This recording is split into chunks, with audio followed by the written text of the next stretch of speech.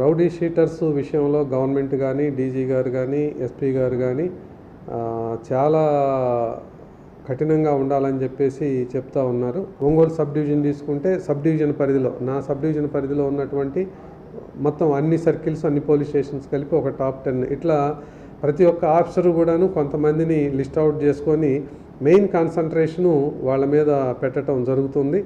వాళ్ళందరికీ కూడాను అందరి రౌడీ షీటర్స్ ఎవరైతే ఉన్నారో అందరికీ కూడాను పోలీసు వారి వైపు నుంచి హెచ్చరికలు చేస్తూ ఉన్నాం. వాళ్ళు ఎటువంటి పరిస్థితుల్లో ఏదైనా సరే చిన్న సంఘటనలో, ఇన్సిగ్నిఫికెంట్ ఇన్సిడెంట్ అయినా సరే, చిన్న సంఘటనలో కూడా పాల్గొన్నా సరే వాళ్ళను మాత్రం తీవ్రంగా పరిగణించడం జరుగుతుంది. ఆ తర్వాత కాన్సిక్వెన్సెస్ వాళ్ళు ఫేస్ చేయాల్సి ఉంటుంది.